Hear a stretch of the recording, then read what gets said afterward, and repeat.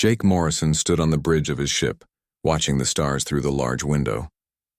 He had been traveling for 3 months, visiting alien worlds as part of his job as a space captain. His ship, the Independence, was finally heading home to Earth. Jake felt excited to see his family again. "Captain, we're getting close to Earth," said Emma Stone, his second in command. She was a smart woman who handled all the fighting and defense systems on their ship. "Should be there in 2 hours." "Good," Jake replied. "I can't wait to see home again." He turned to look at his crew working at their stations. Dr. Alex Carter, their medical officer, was reading reports at his desk. The other crew members were busy preparing for their arrival. But something felt wrong as they got closer to Earth. Usually they would receive welcome messages from Earth's space stations. Today there was only silence. "Emma, try to contact Earth Control," Jake ordered. He was starting to worry. Emma pressed buttons on her control panel. "I'm trying, Captain, but nobody is answering." She looked confused. "This is strange. Earth Control always responds." Jake's worry grew stronger. "Try the military bases. Try the moon stations." Emma worked for several minutes, sending messages to different places around Earth. "Captain, I'm not getting any responses from anyone. It's like everyone just disappeared." Through the window, Jake could see Earth getting larger as they approached. But what he saw made his heart stop. Huge alien ships were floating above his home planet. These were not human ships. They were massive vessels that looked like nothing he had ever seen before. "Alert the crew," Jake said quietly. "Something terrible has happened." As the Independence got closer, they could see the damage. Earth's space defenses were destroyed. The orbital stations that protected the planet were now just floating pieces of metal. Smoke was rising from several cities on the surface. "Captain, I'm picking up a weak signal," Emma reported. "It's coming from a hidden base on the far side of the moon." "Put it through," Jake ordered. A crackling voice came through the speakers. It was General Sam Blake, one of Earth's top military leaders. "This is Blake to any human ships out there. Earth has fallen. Repeat, Earth has fallen. The Galactic Federation has betrayed us. They've taken our people as slaves. Stay away from Earth, find somewhere safe, and prepare for war." The message cut off, leaving Jake and his crew in shocked silence. The Galactic Federation was supposed to be their ally. For 50 years, humans had worked with alien species, sharing technology and building friendships across the galaxy. "How could they do this?" Dr. Carter asked. "We saved the Altarians from that plague 20 years ago. We helped the Zephyrians fight off the space pirates. Why would they turn against us?" Jake didn't have an answer. He watched as more alien ships appeared around Earth. These were slave transport vessels. He had seen them before when the Federation used them to move workers between planets. Now they were being used on humans. Emma's voice was shaking as she spoke. "Captain, I'm detecting human life signs on those transport ships. Thousands of them. They're taking our people away." Jake clenched his fists. He wanted to attack the alien ships, but he knew his single vessel could not fight against such a large fleet. The Independence was the exploration ship, not a warship. "Get us out of here," Jake ordered. "But first record everything we're seeing. The galaxy needs to know what happened here." As they moved away from Earth, Jake's mind was racing. How many humans had escaped? Were there other human ships out there, hiding like they were? He thought about his wife and children back on Earth. Were they dead, or had they been taken as slaves? Dr. Carter came over to Jake. "Captain, I've been thinking about what General Blake said. If the entire Galactic Federation voted to do this, that means every alien species we knew agreed to enslave us. The peaceful Altarians, the wise Centaurians, even the religious Corvani. They all betrayed us," Jake nodded sadly. 50 years of friendship, and it was all a lie. Emma was monitoring space communications. "Captain, I'm picking up Federation broadcasts. They're telling the galaxy that humans were a dangerous species that had to be controlled. They're saying we were planning to conquer other worlds." "That's ridiculous," Dr. Carter said angrily. "Humans never wanted to conquer anyone. We just wanted to explore and learn." Jake looked out at the stars again. Somewhere out there, millions of humans were being forced to work as slaves on alien worlds. Children were being separated from their parents. Families were being torn apart. "Sir, what do we do now?" Emma asked. Jake was quiet for a long moment. Then he turned to face his crew. His eyes were filled with determination. "We find other human survivors. We gather our strength, and then we make every single alien species regret what they did to us." Over the next few days, the Independence searched for other human ships. They found a few cargo vessels that had been traveling between colonies when Earth fell. The crews of these ships were angry and scared, just like Jake's crew.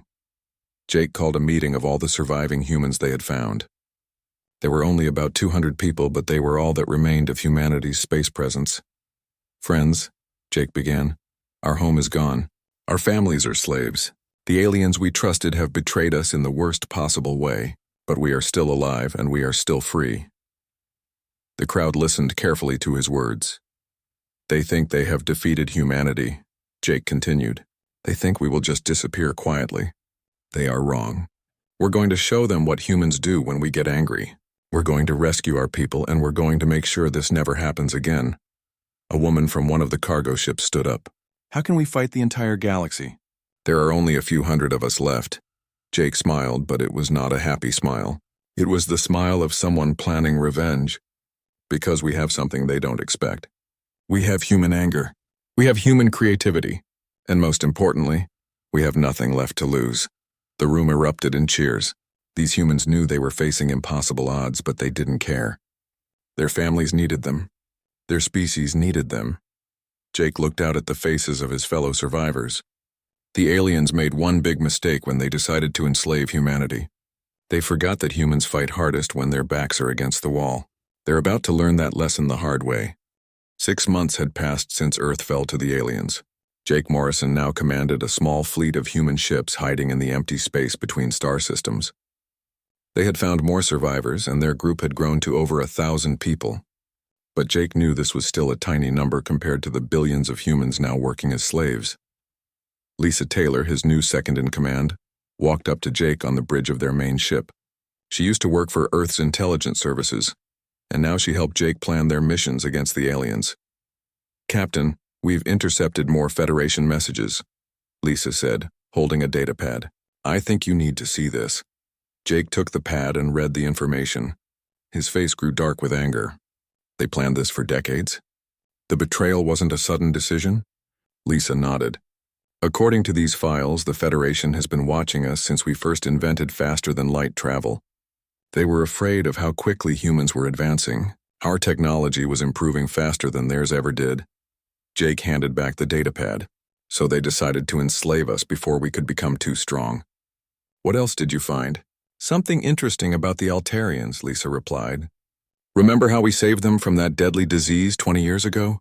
Well, it turns out they were the ones who cast the deciding vote to enslave us, even after we saved their entire species." This news made Jake even angrier. The Altarians had seemed like humanity's closest friends in the galaxy.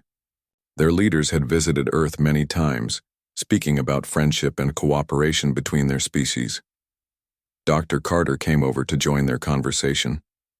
"Captain, I've been studying the alien technology we captured from those patrol ships last month. I've made an important discovery." "What did you find?" Jake asked. "Human brains work differently from alien brains," Dr. Carter explained. "All the aliens we've studied think in similar patterns. They're predictable, but humans think in ways that aliens can't understand or predict. That's why we've been winning our small battles against them." Jake was interested. "Tell me more." "The aliens use something called neural compliance technology," Dr. Carter continued. "It's how they've been controlling other species for thousands of years. They can make other aliens obey them without question. But it doesn't work on humans. Our brains are too different," Lisa smiled. "That explains why the enslaved humans keep causing problems for their alien masters. I've been hearing reports of uprisings on several slave worlds." Jake felt hope growing in his chest. If their control technology doesn't work on us, then every human they've enslaved is a potential rebel waiting to fight back. Their chief engineer, Ryan Brooks, joined the group. He was a young man who was very good at building and fixing things. "Captain, I've got good news too. I've been studying the alien ships we've captured. Their technology is actually worse than ours in many ways." "How is that possible?" Jake asked. "They've been traveling in space for thousands of years longer than us." Ryan grinned. "Because they stopped innovating. When you can force other species to do all your work, you get lazy. Human ships are faster, stronger, and more flexible than theirs. We just never had enough ships to make a difference before." Jake felt his anger turning into something more useful: determination. "Lisa, what's the status of our intelligence network?" Lisa pulled up information on her datapad. We've made contact with human slaves on 43 different worlds. They're organizing resistance groups and waiting for our signal. There's a young woman named Katie Walsh who's become a leader among the slaves in the Altarian crystal mines. She's been sending us detailed information about alien security systems. And our fleet? Jake asked Ryan. We now have 18 combat-ready ships, Ryan reported. Not much against the entire Federation, but enough to cause some serious damage. I've also been training our people to modify cargo ships into fighting vessels. Give me another month and we'll have twice as many ships. Jake walked over to the large window on the bridge. Out there in the darkness, millions of humans were suffering as slaves. Children were working in alien factories. Parents were separated from their families. People were dying from overwork and poor treatment. They made a mistake, Jake said quietly. The aliens think they understand humans because they've been watching us for decades. But they only saw us during peacetime. They never saw what humans become when someone hurts our families. Lisa came to stand beside him. What's our next move, Captain? Jake turned to face his officers. We're going to show the galaxy what human fury looks like. But we're not going to be stupid about it. Lisa, I want you to expand our intelligence network. Find every human slave, every resistance group, every weak point in their defenses. Yes, sir, Lisa replied. Ryan, start building more ships. I don't care if you have to use spare parts and scrap metal. We need a fleet that can hit multiple targets at once. Ryan nodded enthusiastically. I can do that, Captain. The aliens won't know what hit them. Jake looked at Dr. Carter. Alex, keep studying their technology. If we understand how they control other species, maybe we can free some of their other slaves too. The more enemies the Federation has, the better for us. Dr. Carter smiled. I've already been working on that. There are several species that might join us if they knew they could break free from Federation control. Over the following weeks, Jake's small fleet began launching hit-and-run attacks against alien targets. They would strike fast and disappear before the aliens could respond. Each victory brought them more supplies, more information, and more hope. The attacks also had another effect. Other human survivors began to find them. Word spread through secret channels that there were still free humans fighting back. Small groups of escaped slaves made dangerous journeys to join Jake's fleet. One day, Lisa brought Jake a message that made him smile for the first time in months. It's from Katie Walsh on the Altarian mining world, Lisa explained. She says the human slaves are ready to start their uprising. They've been secretly making weapons and planning attacks on the guard stations. Jake felt his heart fill with pride. Even as slaves, humans refused to give up. Even facing impossible odds, they were preparing to fight. Send her a message back, Jake ordered. Tell her to wait for our signal. When we're ready, we'll hit the aliens on multiple fronts at the same time. They won't be able to stop uprisings on dozens of worlds all at once. Lisa nodded and went to send the message. Jake looked around the bridge of his ship. His crew was working with more energy and hope than he had seen since Earth fell. They had a plan now. They had purpose. The aliens had made humans into slaves, thinking this would solve their problem. Instead, they had created something much more dangerous, a species with nothing left to lose and everything to fight for. Soon the galaxy would learn what that meant. 2 years had passed since Jake Morrison first discovered Earth's betrayal. The small group of human survivors had grown into something the galaxy had never seen before. A shadow army that struck without warning and disappeared into the darkness of space. Emma Stone now commanded her own ship, the Retribution. She had learned to fight in ways that confused and terrified alien military commanders. Her ship would appear out of nowhere, destroy enemy vessels, and vanish before reinforcements could arrive. Emma to Jake, came her voice over the communication system. We've successfully hit the supply depot at Kepler Station. The aliens never saw us coming. Jake smiled as he listened to her report from his command ship. Any casualties on our side? None, Emma replied with pride in her voice. We were in and out in 15 minutes. The aliens are still trying to figure out how we got past their defenses. This was happening all across the galaxy. Human ships operating alone or in small groups were attacking alien targets with deadly efficiency. The Federation military had no idea how to fight an enemy that refused to follow their rules of war. Lisa Taylor walked onto the bridge carrying a stack of reports. As Jake's intelligence chief, she coordinated information from dozens of sources across the galaxy. The uprisings are spreading faster than we hoped, Lisa told. Jake, Katie Walsh's group on the Altarian mining world freed over 10,000 human slaves last week. They've turned the entire mining complex into a fortress. Jake felt satisfaction at this news. What about the other slave worlds? Similar success stories everywhere, Lisa continued. The aliens trained their slave masters to handle compliant workers from other species. They have no idea how to deal with humans who fight back. On the agricultural world of Demeter, human slaves have taken control of the food production facilities. The aliens there are starting to starve. Dr. Carter joined the conversation. He had been working on a special project that Jake hoped would turn the war in their favor. Alex, how is your psychological warfare program coming along? Jake asked. Dr. Carter grinned. Better than I expected. We've been broadcasting messages to Federation forces that play on their deepest fears. Since aliens think in predictable patterns, we can manipulate their emotions quite effectively. Give me an example, Jake said. Well, the Zephyrians are naturally afraid of chaos and unpredictability, Dr. Carter explained. So we've been staging fake attacks that make no military sense. We'll hit a food storage facility, then immediately attack a communication relay on the other side of their territory. It makes them paranoid and confused because they can't find any pattern to predict our next move. Lisa laughed. The best part is that there is no pattern. We're hitting them wherever we can cause the most damage. But they keep trying to find some grand strategy because that's how alien minds work. Jake nodded approvingly. What about their attempts to fight back? That's the funny part, Lisa replied. The Federation is having trouble coordinating their response. Each alien species wants to handle the human problem their own way. The Zephyrians want to use overwhelming force. The Altarians prefer negotiation. The Hive Collective just wants to retreat to their own territory and wait for the problem to go away.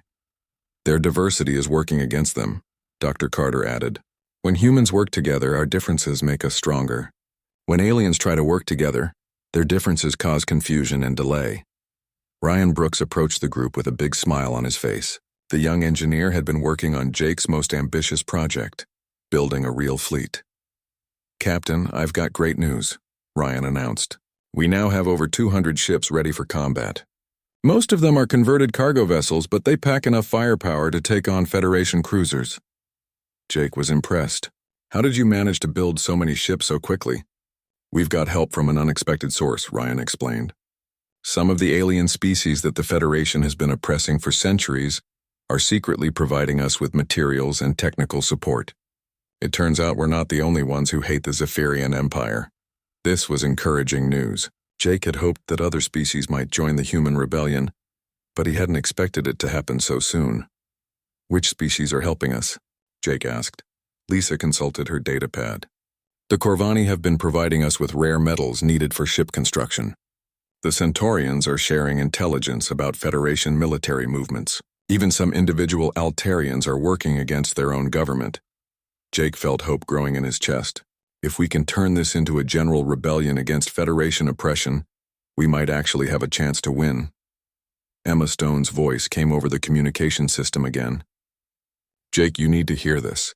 We've intercepted a high-priority Federation military communication. Put it through, Jake ordered. An alien voice, translated by the ship's computer, filled the bridge. This is Chancellor Vextar to all Federation commanders. The human infestation has grown beyond acceptable parameters. Extreme measures are now authorized. Any world that harbors human rebels will be destroyed as an example to others. The bridge fell silent. Everyone understood what this meant. The aliens were so desperate to stop the human rebellion that they were willing to commit genocide against entire planets. How many of our people are on worlds that might be targeted? Jake asked Lisa. Lisa worked quickly with her datapad.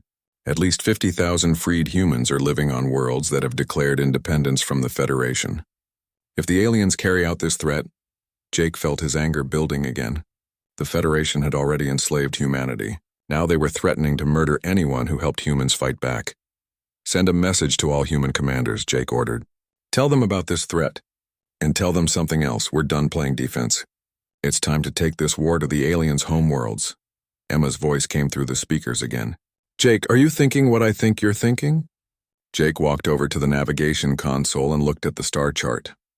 There, highlighted in red, was the Zephyria system, the heart of the Federation government. They want to escalate this war? Jake said quietly. Then let's give them a war they'll never forget. Lisa, how many ships can we gather for a major offensive? Lisa checked her communications. If we call in all our forces, including the ships commanded by freed slaves, we could assemble nearly 400 vessels. It was still a small fleet compared to the Federation military, but Jake was done worrying about being outnumbered. Humans had been outnumbered since the day Earth fell, and they had still managed to turn the galaxy upside down. Ryan, how long would it take to prepare our entire fleet for a coordinated attack? Jake asked. Ryan thought for a moment. 2 weeks, maybe 3. But Captain, are you sure about this? If we fail, that's the end of human resistance. Jake looked around the bridge at his officers. These people had followed him for 2 years, trusting his judgment even when the odds seemed impossible. They enslaved our families, Jake said firmly. They destroyed our world. Now they're threatening to commit genocide against anyone who helps us. I think it's time to show the galaxy what happens when you make humans angry enough. Lisa smiled grimly. I'll start coordinating with all our commanders. When we hit them, it's going to be the largest human military operation in history. Jake nodded. Send word to Katie Walsh and all the other resistance leaders. Tell them to prepare for the final battle. We're going to end this war one way or another. 3 years after Earth's fall, Jake Morrison had become something he never wanted to be. A warlord leading hundreds of ships in a war against the entire galaxy. But as he stood on the bridge of his flagship, watching reports of human victories come in from across space, he felt no regret about the path that had brought him here. Emma Stone's face appeared on the main screen, calling from her ship near the Altarian home system. Jake, we've liberated the Altarian capital world. You're not going to believe what we found here. Tell me, Jake replied, though he suspected he already knew. The Altarians weren't willing participants in enslaving humanity, Emma explained. The Zephyrians threatened to destroy their homeworld if they didn't vote to support the enslavement. We found the communications proving it. Lisa Taylor, standing beside Jake, shook her head in disgust. So the Federation's unanimous vote was actually achieved through blackmail and threats. Dr. Carter looked up from his workstation. That explains why several alien species have been secretly helping us. They're not loyal to the Federation. They're just too afraid to openly rebel. Jake felt his anger burning even hotter. Not only had the aliens enslaved humanity, but they had forced other species to participate against their will. Emma, what's the status of the liberated Altarians? Jake asked. They're asking to join our alliance, Emma replied. Their military commanders want to fight alongside us against the Zephyrians. Apparently, they've been waiting for someone strong enough to stand up to the Federation. This was exactly what Jake had hoped for. The human rebellion was inspiring other oppressed species to fight back against their masters. Ryan Brooks approached Jake with a datapad full of technical reports. Captain, our new quantum communication network is working perfectly. We can now coordinate attacks across the entire galaxy in real time. No more waiting days for messages to travel between star systems. Jake smiled at this news. The quantum communication system was humanity's greatest technological achievement. While alien species still relied on slow message ships to communicate across long distances, humans could now talk to each other instantly no matter where they were. How many ships do we have under unified command now? Jake asked. Lisa consulted her reports. Over 800 vessels, including the new alien allies. The freed Corvani have provided us with 50 heavy cruisers. The Centaurians have contributed their entire scout fleet. Jake was amazed at how quickly their forces had grown. What started as a few hundred human survivors had become a galactic revolution. Katie Walsh's voice came through the communication system from her base on the liberated mining world. Jake, I've got intelligence you need to hear. One of our spies in the Federation capital has sent us classified information. What did they find? Jake asked. Chancellor Vextar is losing control of the Federation, Katie reported. Several major species are threatening to withdraw their support. The Hive Collective has already recalled all their ships to defend their own territory. They're more afraid of us than they are loyal to the Zephyrians. This was the best news Jake had heard in months. The Federation's strength had always come from the combined military power of dozens of alien species. If that alliance was breaking apart, humanity might actually win this war. Dr. Carter walked over to Jake with an excited expression. Captain, my research team has made another breakthrough. We've figured out how to reverse the neural compliance conditioning that the Federation uses to control other species. What does that mean? Jake asked. It means we can free the minds of aliens who have been enslaved for thousands of years, Dr. Carter explained. Once they're free from mental conditioning, They remember what life was like before the Federation conquered them. Most of them want revenge just as much as we do. Jake felt a surge of hope. If they could free the minds of oppressed alien populations, the human rebellion would become a galactic revolution that the Federation couldn't possibly stop. Emma's voice came through the speakers again. Jake, we're receiving surrender requests from Federation outposts across 3 star systems. They're asking for terms. What kind of terms? Jake asked. They want to know if we'll accept their surrender in exchange for information about Federation military plans. Emma replied. Apparently, word has spread that we treat prisoners fairly, unlike the Federation. Jake had made this decision early in the war. While the Federation enslaved and tortured captured humans, Jake's forces treated alien prisoners with dignity. This policy was now paying unexpected dividends as Federation forces began defecting rather than fighting to the death.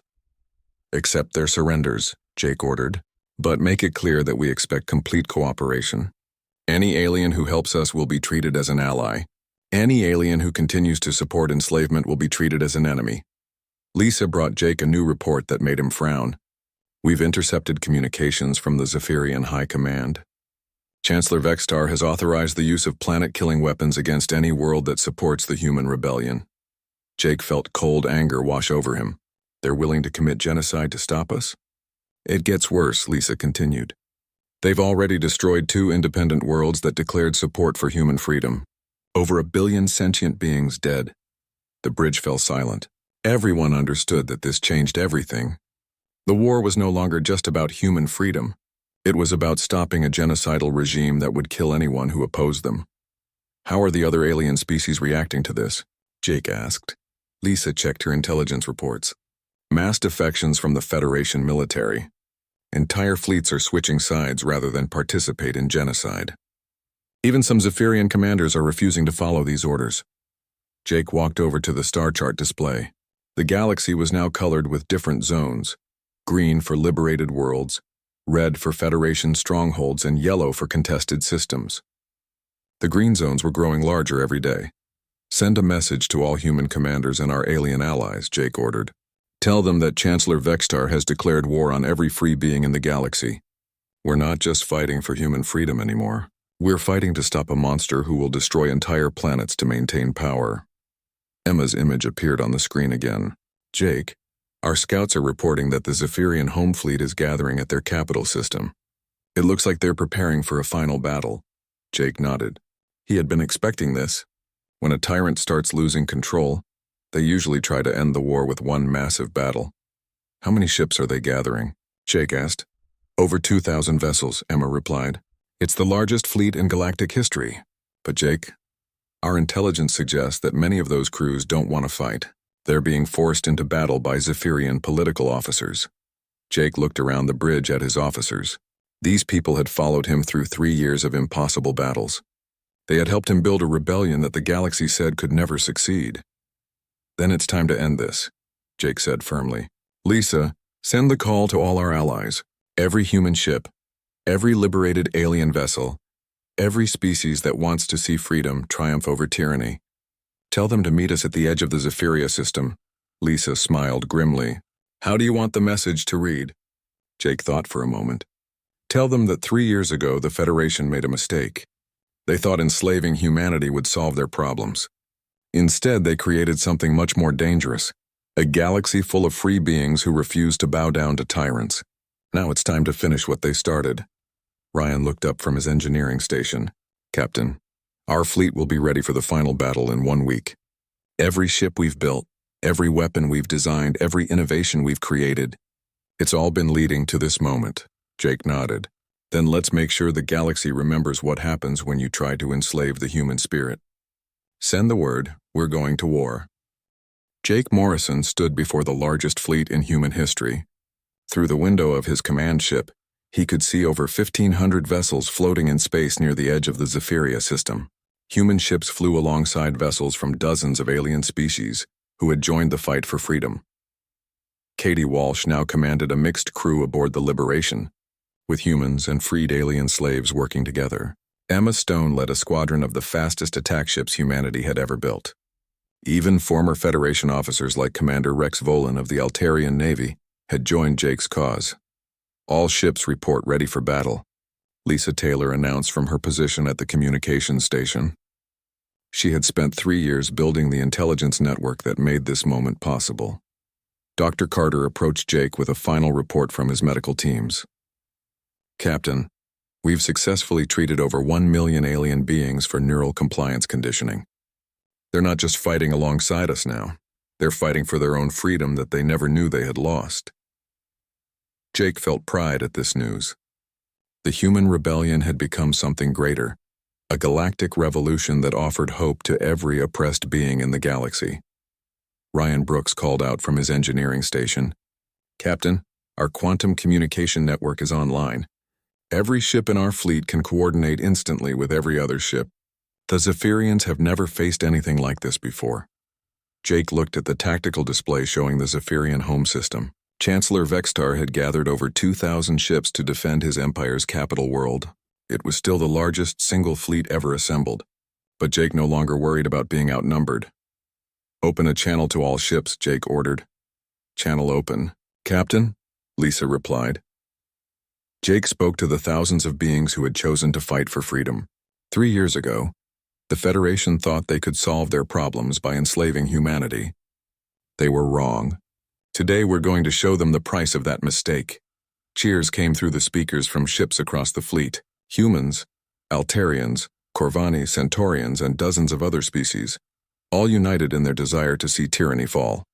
All ships advance into the system, Jake ordered. Remember, we're not just fighting for revenge. We're fighting to build a galaxy where no species will ever again face the choice between slavery and death. The fleet moved forward as one, their quantum communication system allowing perfect coordination. As they approached the inner system, they could see the massive Zephyrian defense fleet waiting for them. Emma's voice came through the speakers from her attack ship. Jake, we're receiving a transmission from Chancellor Vextar himself. He wants to talk.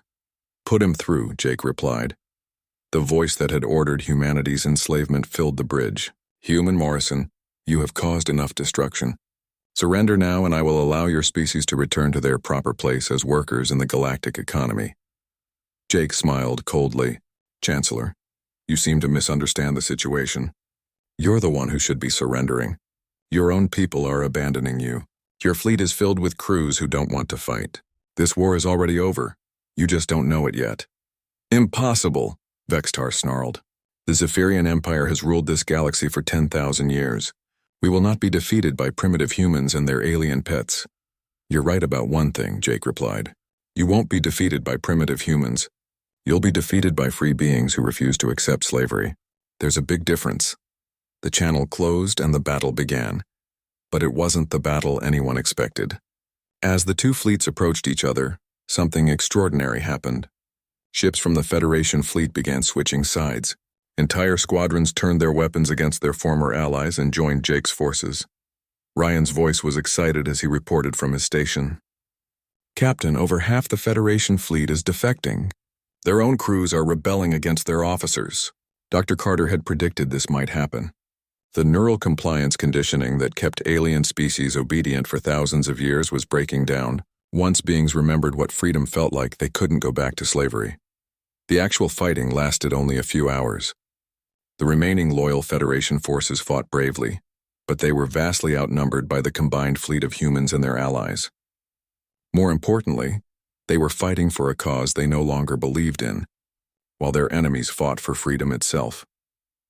Emma's attack squadron broke through the Federation defensive line and headed straight for Chancellor Vextar's flagship. Jake, we're approaching the Zephyrian command ship. Preparing to board. Be careful, Emma, Jake replied. Vextar is desperate. He might try anything. Jake watched on his screens as Emma's Marines fought their way through the corridors of the enemy ship. The Zephyrian guards fought hard, but they couldn't match the determination of beings who had spent 3 years fighting impossible odds. Finally, Emma's voice came through the speakers again. We've reached the bridge. Vextar is here, but he's not fighting anymore. He's just sitting in his command chair staring at the tactical display. Bring him to me, Jake ordered. An hour later, the former ruler of the Galactic Federation stood in chains on Jake's bridge. Chancellor Vextar looked older and smaller than Jake had expected. Without his massive fleet and billions of enslaved workers, he was just another frightened alien who had finally met someone he couldn't bully. "You have destroyed everything," Vextar said bitterly. 10,000 years of order and stability, gone because humans refused to accept their place in the natural hierarchy. Jake studied the alien leader who had caused so much suffering. "You're wrong about the natural hierarchy. The strong don't have the right to enslave the weak. The strong have the responsibility to protect the weak." "Foolish human philosophy," Vextar sneered. "Without the Federation to maintain order, the galaxy will fall into chaos and war." Jake smiled. "No, it won't, because we're going to build something better." Over the following months, Jake kept his promise. Instead of creating a new empire with humans as rulers, he helped establish the Free Worlds Alliance. Every species that wanted to join was welcome, but only as equals. There would be no more slaves, no more conquered peoples, no more neural compliance conditioning. The former Federation species were given a choice: join the Alliance as free and equal members, or remain isolated in their own systems. Most chose to join. After thousands of years of oppression, the idea of genuine cooperation and mutual respect was too appealing to resist. Jake found himself offered the position of Supreme Commander of the Alliance, but he turned it down. He had never wanted to be a ruler, only a liberator. Instead, he returned to Earth, which had been rebuilt with help from grateful alien allies. The memorial service for the victims of slavery was held on a bright spring day, with beings from dozens of species attending to honor both human and alien victims of Federation oppression. Katie Walsh, now serving as Earth's ambassador to the galaxy, gave the main speech. She had come a long way from her days as a slave in the Altarian crystal mines. "Today we remember not just those who died," she said to the assembled crowd, "but those who chose to live free rather than accept comfortable slavery. The Federation offered us security and stability in exchange for our freedom. We chose uncertainty and struggle in exchange for the right to determine our own destiny." After the ceremony, Jake walked through the rebuilt streets of his hometown. Children played in parks that 3 years earlier had been smoking ruins. Humans and aliens worked together in shops and offices, building a future that neither species could have achieved alone. Emma Stone found him sitting by the memorial fountain in the center of town. "Any regrets?" she asked. Jake thought about all the battles they had fought, all the friends they had lost, all the difficult decisions he had made as a wartime leader. "No," he said finally. "The galaxy is a better place now. Children of every species can grow up free. That was worth fighting for." Emma nodded. "The Alliance Council wants you to reconsider taking a leadership position. They say the galaxy needs someone who understands both war and peace." Jake shook his head. "The galaxy doesn't need more leaders who gained power through war. It needs leaders who understand cooperation and mutual respect. People like you and Katie and Dr. Carter. You're the ones who should be guiding the Alliance's future." As the sun set over the rebuilt Earth, Jake reflected on the words Katie had spoken at the memorial. "They enslaved us because they feared what we might become. They should have feared what we would choose to remain: free." The galaxy had learned a valuable lesson. Humans, when pushed to their limits, don't just fight back. They fight to build something better than what came before. The Federation had ruled through fear and oppression for 10,000 years. The Alliance would endure because it was built on hope and cooperation, and in the end, that made all the difference. Jake Morrison stood before the largest fleet in human history. Through the window of his command ship, he could see over 1,500 vessels floating in space near the edge of the Zephyria system. Human ships flew alongside vessels from dozens of alien species who had joined the fight for freedom. Katie Walsh now commanded a mixed crew aboard the Liberation, with humans and freed alien slaves working together. Emma Stone led a squadron of the fastest attack ships Huma,